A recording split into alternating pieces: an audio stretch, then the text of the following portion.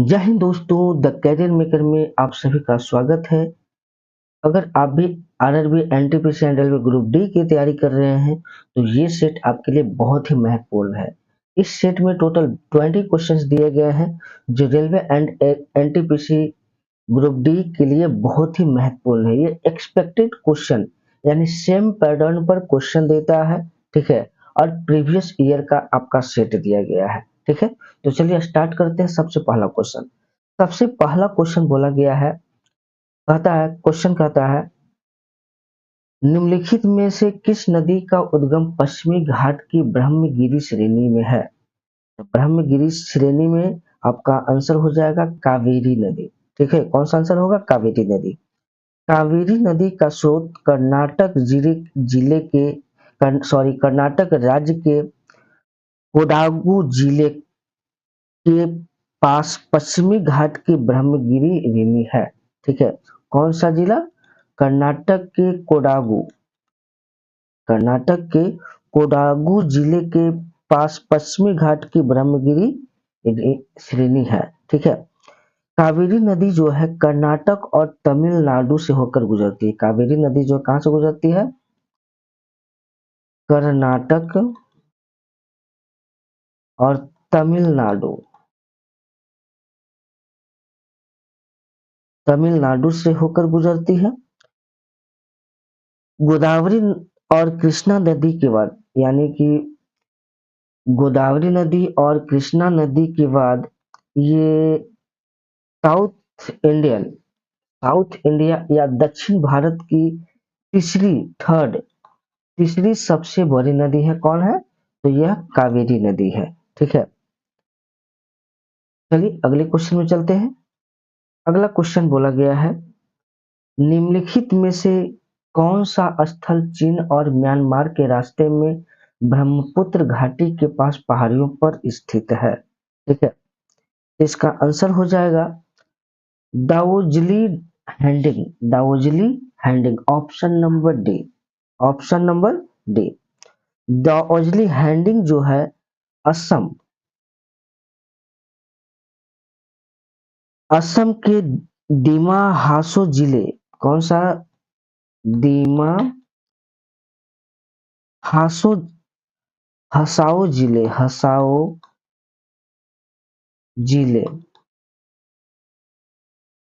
में एक नवपाषाण स्थल है। में क्या है? एक नवपाषाण स्थल है। यहाँ ओखली और मुसल सहित पत्थर के औजार मिले हैं। यह जो है पूर्वोत्तर भारत में खोजा गया पहला स्तरीकृत नवपाषाण स्थल है, ठीक है। ब्रह्मपुत्र घाटी की औसत चौड़ाई लगभग 80 किलोमीटर है। घाटी की मुख्य नदी ब्रह्मपुत्र विश्व की सबसे बड़ी नदियों में से एक है और अपने औसत बहाव के मामले में 5वें स्थान पर है। कौन से स्थान पर है? 5वें स्थान पर है, ठीक है। ब्रह्मपुत्र नदी जो है हिमालय के कैलाश पर्वतमाला से निकलती है। हिमालय के कैलाश पर्वतमाला कहाँ से निकलती है? कैलाश पर्वतमाला से निकलती है। और बांग्लादेश में ब्रह्मपुत्र नदी को जमुना नदी के नाम से जाना जाता है। कौन सी नदी के नाम से जाना जाता है?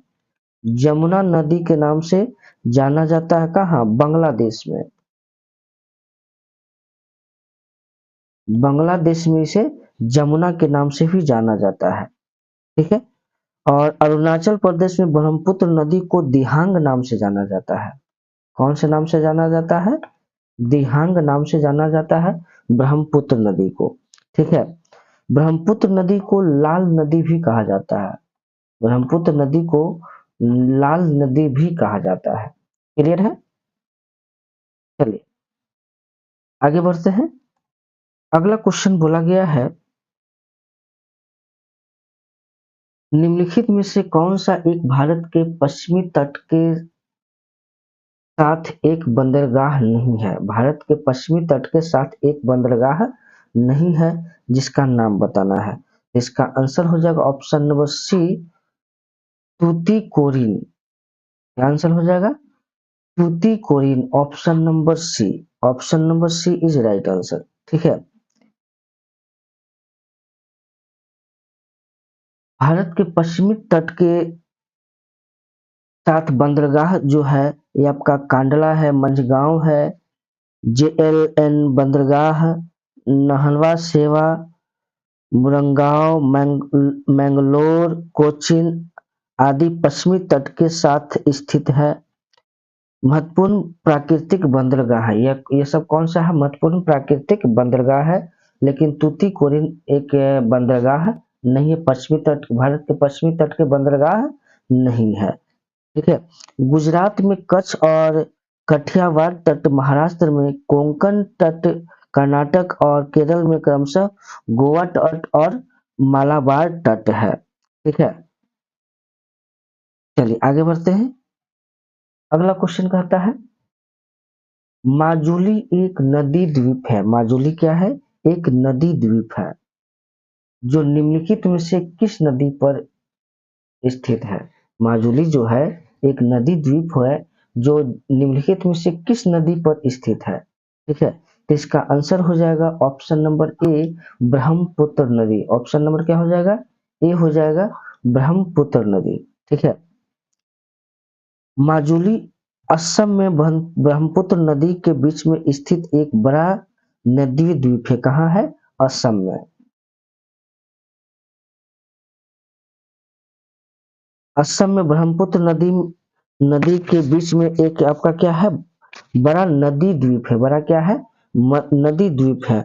माजुली को दुनिया के सबसे बड़ी नदी द्वीप के रूप में दर्शाया गया है। माजुली को दुनिया के सबसे बड़े नदी द्वीप में दर्शाया गया। समय के साथ ब्रह्मपुत्र नदी और उसकी सहायक नदी, विशेषकर लोहित नदी की दिशा और क्षेत्र में परिवर्तन के कारण इस द्वीप का निर्माण हुआ है। किसके किसके बीच? समय के साथ ब्रह्मपुत्र नदी और उसके सहायक नदियों, विशेषकर जैसे लोहित नदी की दिशा और क्षेत्र में परिवर्तन के कारण इस द्वीप का क्या हुआ है? निर्माण हुआ है। माजुली को असम की सांस्कृतिक राजधानी भी कहा जाता है। क्या कहा जाता है? असम की सांस्कृतिक राजधानी भी कहा जाता है। ठीक है। माजुली जो है जोरहाट जिले के माजुली जो है जोरहाट जिले, कौन से जिले? जोरहाट जिले। जोरहाट जिले के उत्तरी भाग में स्थित है और ब्रह्मपुत्र नदी द्वारा मुख्य भूमि से अलग किया गया है। ठीक है। मुख्य भूमि से क्या किया गया है? अलग किया गया है। किसको? माजुली जोरहाट जिले के उत्तरी भाग में स्थित है और ब्रह्मपुत्र नदी के द्वारा भूमि से क्या किया गया है? अलग किया गया है। तो हमारा इसका आंसर क्या हो जाएगा? ऑप्शन नंबर ए, ब्रह्मपुत्र नदी। क्लियर है? यानी माजुली माजुली एक नदी द्वीप जो है किस नदी पर है? ब्रह्मपुत्र नदी पर है। क्लियर है? आगे बढ़ते हैं। अगला बोला गया है, लक्षद्वीप का निम्नलिखित में से कौन सा द्वीप मालदीव के सबसे नजदीक है? लक्षद्वीप का निम्नलिखित में से कौन सा द्वीप मालदीव के सबसे नजदीक है? इसका आंसर हो जाएगा option number B. Option number क्या हो जाएगा? बी आपका आंसर हो जाएगा, मिनी कॉय। मिनी कॉय आपका क्या हो जाएगा? आंसर हो जाएगा। ठीक है। अमीन द्वीपी द्वीप समूह, द्वीपी द्वीप समूह जिसके अंतर्गत आता है अमीनी, केल्टन, चेतलाल, कदमत, बित्रा और पेरुमल। पेरुमल पार के 6 मुख्य द्वीप में से मिलाकर बना है। 6 द्वीपों से मिलकर बना है। ठीक है। लक्का द्वीप द्वीप समूह जो है, लक्का द्वीप समूह जो है एंथोल, कल्पेन, कवरती, पेट्टी और सुहेली पार के 5 प्रमुख द्वीपों से मिलकर बना है। मिनी क्वाय द्वीप सबसे दक्षिणी है। मिनी क्वाय द्वीप कौन सी है? सबसे दक्षिणी है। क्या है? दक्षिणी है। आपका सबसे क्या है? दक्षिणी है। ठीक है। दक्षिणी है, इसलिए इसे मालदीव के सबसे करीब है। इसलिए यह मालदीव के क्या है? सबसे करीब है। दक्षिणी होने के कारण ये क्या है? मालदीव के सबसे करीब है। ठीक है। मिनी क्वाई जो है सबसे बड़ा और सबसे उन्नत मानी क्वाई द्वीप है। ठीक है, इसका आंसर हो जाएगा मिनी क्वाई। चलिए आगे बढ़ते हैं।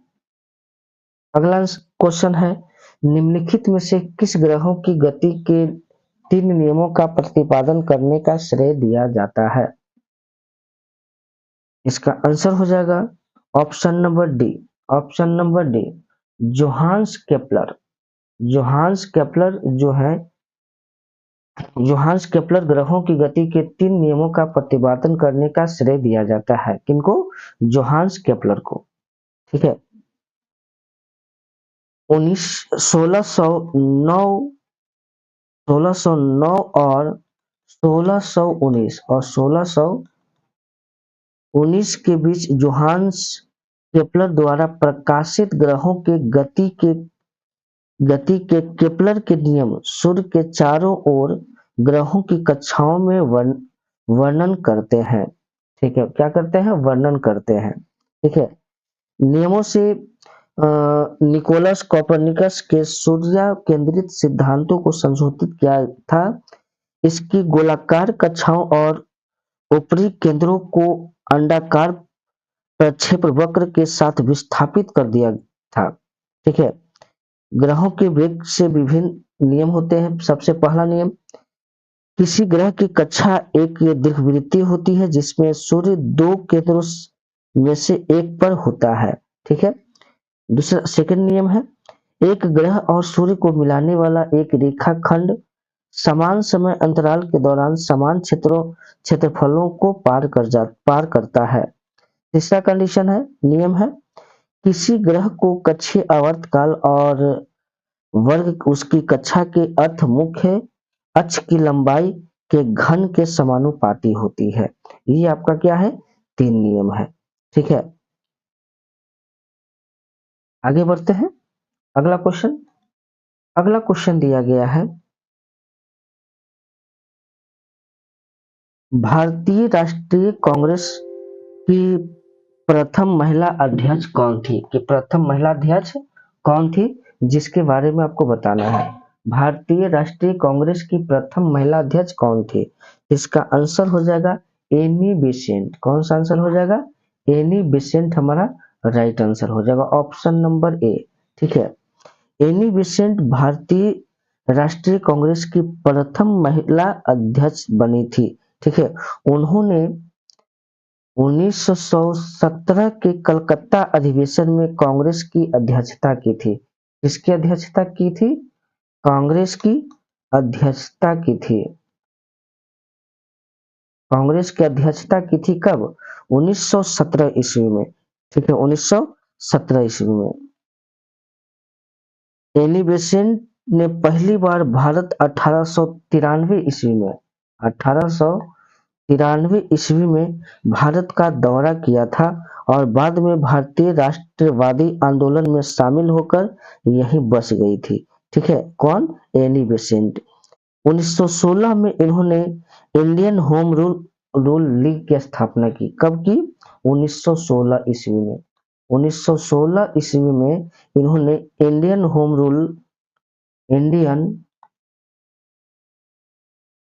इंडियन होम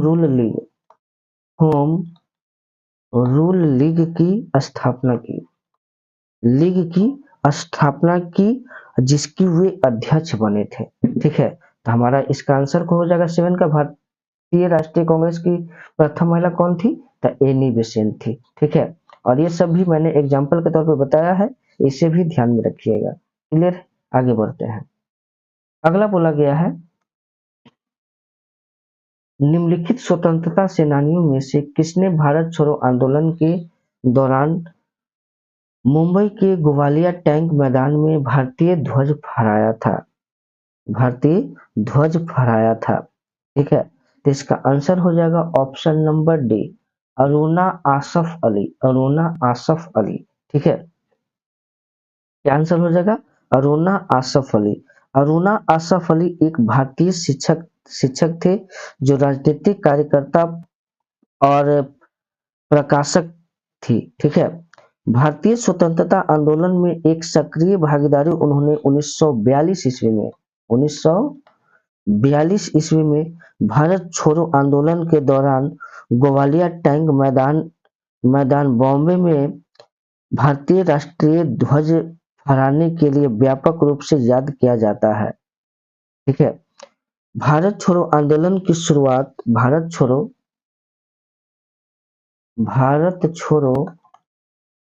आंदोलन की शुरुआत आंदोलन की शुरुआत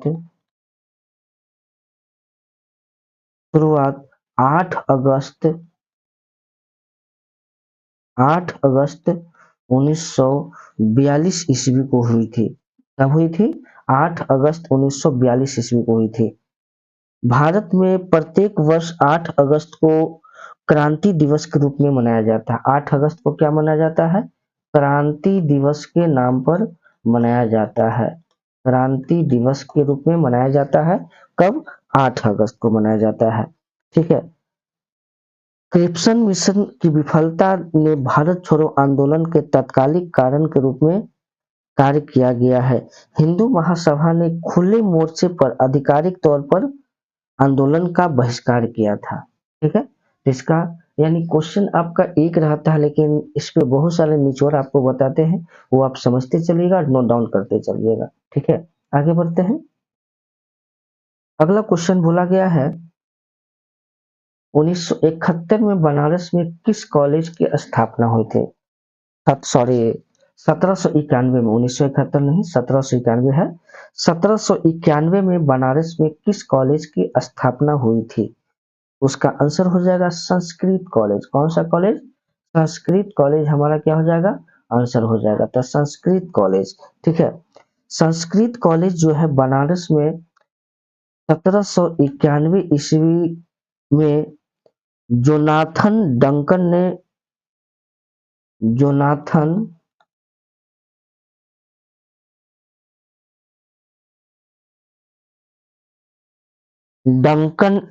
बनारस में हिंदू और कानूनों और दर्शन के अध्ययन को बढ़ावा देने के लिए कॉलेज की स्थापना की थी। कौन?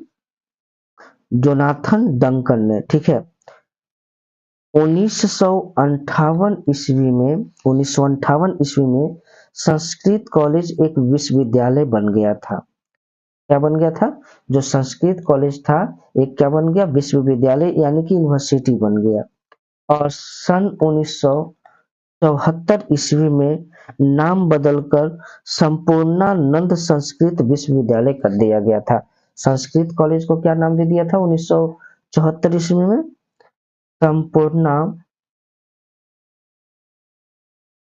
संपूर्णानंद संस्कृत विश्वविद्यालय।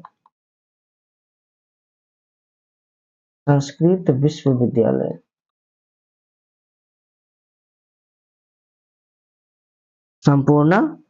संपूर्णानंद विश्वविद्यालय, इसको नाम रख दिया गया था। ठीक है, आगे बढ़ते हैं।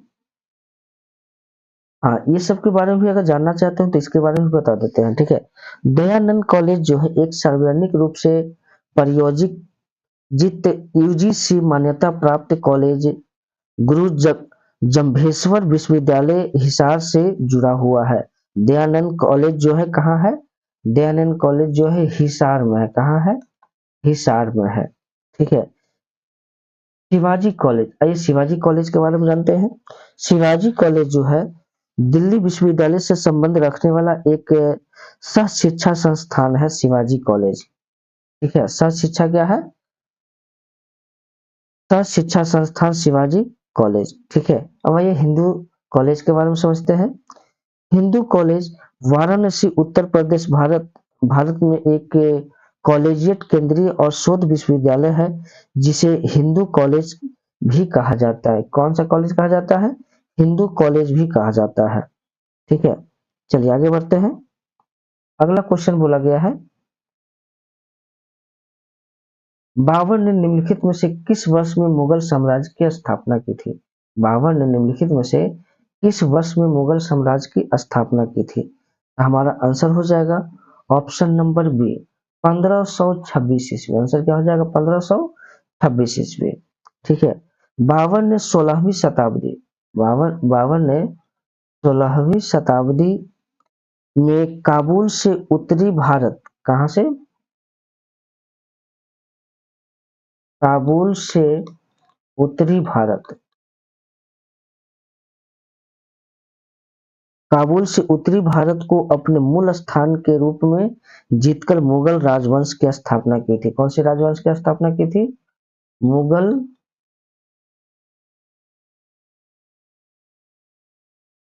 मुगल राजवंश मुगल राजवंश की स्थापना की थी, जिसे अब उज्बेकिस्तान के नाम से जाना जाता है। किसके नाम से जाना जाता है?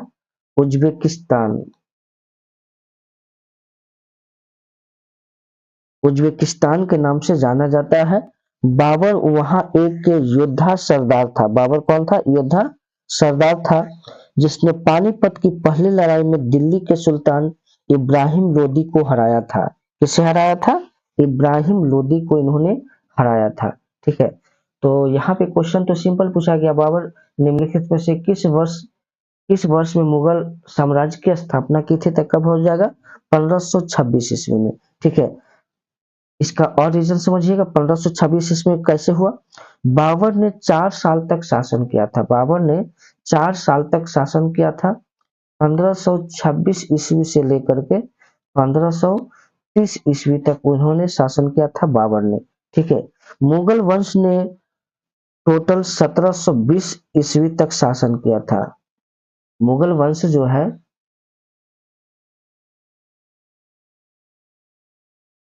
मुगल वंश जो है 1720 ईस्वी तक शासन किया था। कौन शासन किया था? मुगल वंश। 1720 ईस्वी तक, यानी कि 1720 ईस्वी तक मुगल वंश का शासन काल चला था। 1720 ईस्वी तक, यानी 1526 से जो स्टार्ट हुआ, जो 1720 तक लगातार चला, किसका शासन? मुगल राजवंश का शासन चला।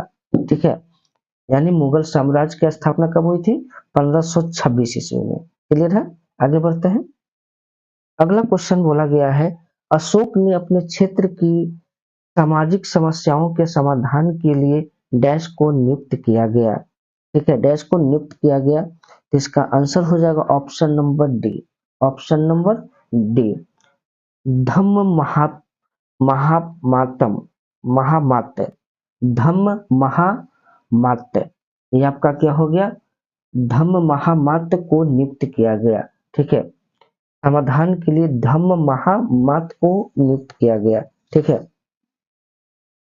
जो 268 से 232 ईसा पूर्व तक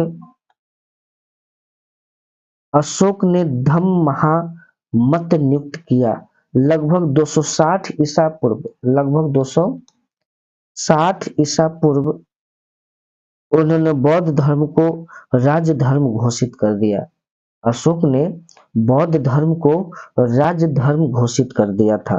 ठीक है। तो इसका आंसर हो जाएगा Dhamma Mahamat. Dhamma Mahamat, option number D is right answer. Clear है?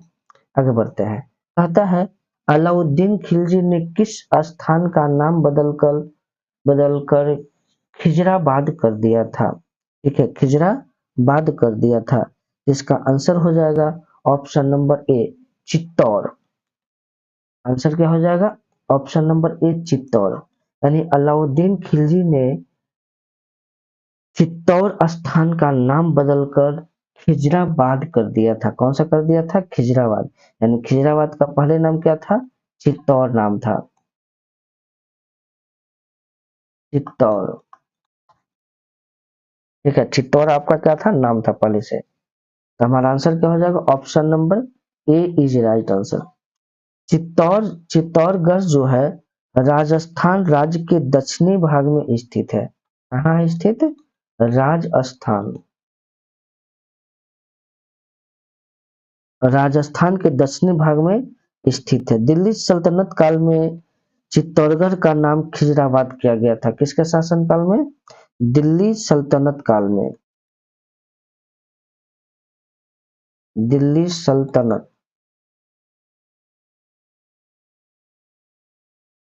दिल्ली सल्तनत काल में चित्तौड़गढ़ का नाम क्या कर दिया था? खिजराबाद कर दिया गया था।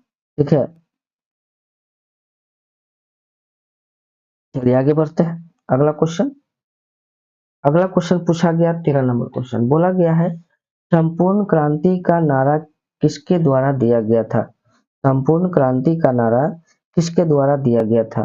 तो संपूर्ण क्रांति का नारा जो है Jayaprakash Narayan, option number D, Jayaprakash Narayan के द्वारा दिया गया था संपूर्ण क्रांति का नारा। जयप्रकाश नारायण को लोकनायक के नाम से भी जाना जाता है। जयप्रकाश नारायण को लोकनायक, लोक लोकनायक के नाम से भी जाना जाता है।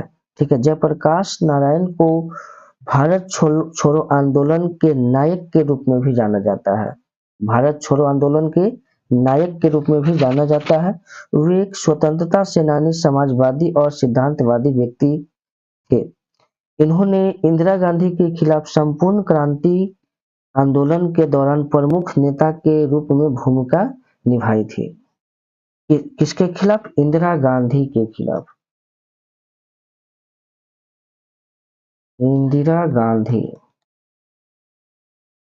इंदिरा गांधी के खिलाफ संपूर्ण क्रांति के खिलाफ क्या? संपूर्ण क्रांति।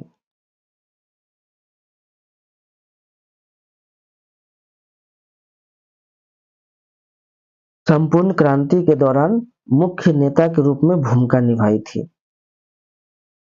5 जून 1974 ईस्वी में जेपी ने इंदिरा गांधी के खिलाफ संपूर्ण क्रांति यानी कि जयप्रकाश नारायण ने 5 जून 1974 ईस्वी 5 जून 1974 ईस्वी को जयप्रकाश नारायण ने इंदिरा गांधी के खिलाफ संपूर्ण क्रांति बोलिए या पूर्ण क्रांति बोलिए, दोनों आपका क्या है? सेम है। ठीक है, संपूर्ण क्रांति या पूर्ण क्रांति, कहीं कहीं पे आपको पूर्ण क्रांति भी देखने को मिलता है। ठीक है, तो पूर्ण क्रांति का क्या दिया? नारा दिया। और 1999 में जयप्रकाश नारायण को मरणोपरांत भारत रत्न कब दिया गया था? भारत रत्न जयप्रकाश नारायण को 1999 में मरणोपरांत यानी उनकी मृत्यु के बाद भारत रत्न से सम्मानित किया गया था। ठीक है, आगे बढ़ते हैं। अगला बोला गया है रिडल्स इन हिंदुइज्म पुस्तक किसके द्वारा लिखी गई है? किसके द्वारा लिखी गई है? तो हमारा आंसर हो जाएगा option number A, Bhim R Ambedkar, यानी भीमराव अंबेडकर हमारा क्या हो जाएगा? राइट आंसर हो जाएगा।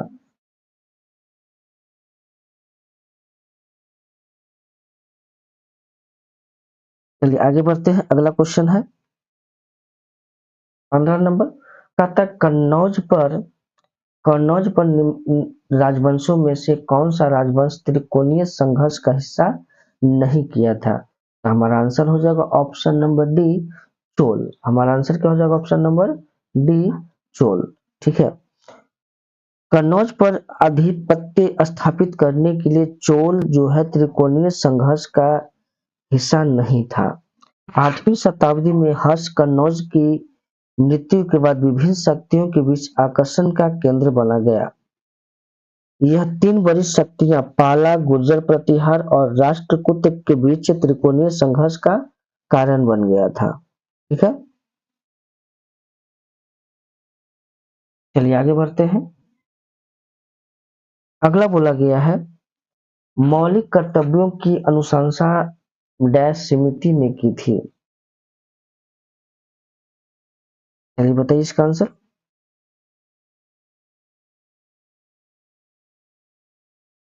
इसका आंसर हो जाएगा ऑप्शन नंबर डी, स्वर्ण सिंह समिति, यानी मौलिक कर्तव्यों की अनुशंसा स्वर्ण सिंह समिति ने की थी। किसने की थी? स्वर्ण सिंह समिति। स्वर्ण सिंह समिति भारत में मौलिक कर्तव्यों से संबंधित है। स्वर्ण सिंह समिति की सिफारिश पर भारतीय संविधान में 11 मौलिक कर्तव्य जोड़े गए। कितने जोड़े गए? भारतीय संविधान में 11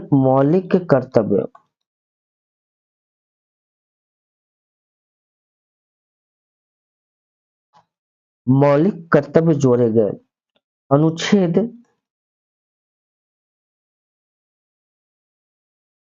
अनुच्छेद 51A 51A भारतीय संविधान के मौलिक कर्तव्यों से संबंधित है।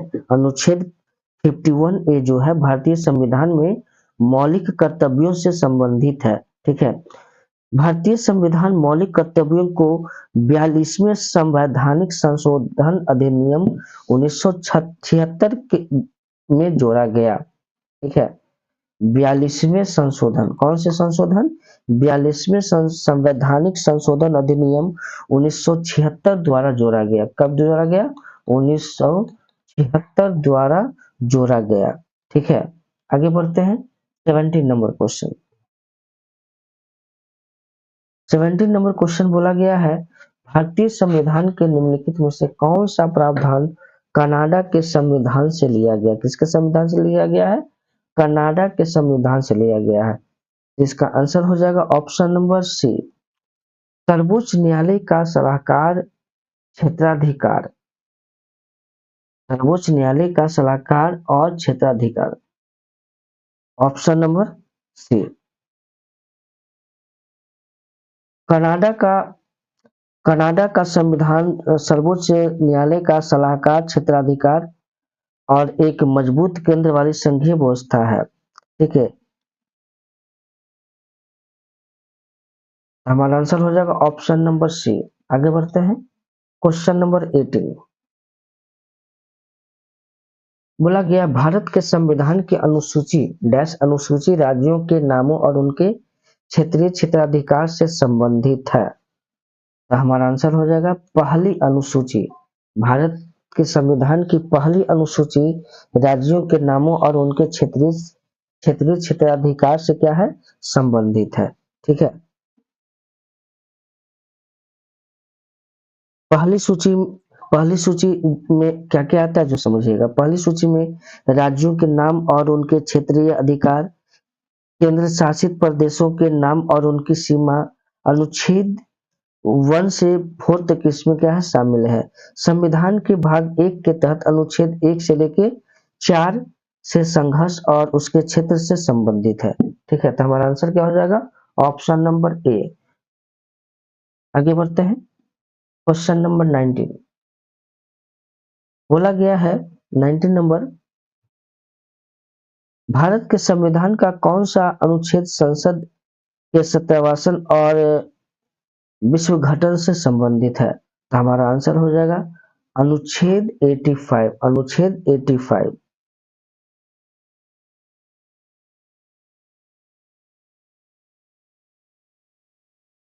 संविधान के भाग 5, संविधान के भाग 5 में अनुच्छेद 79 में अनुच्छेद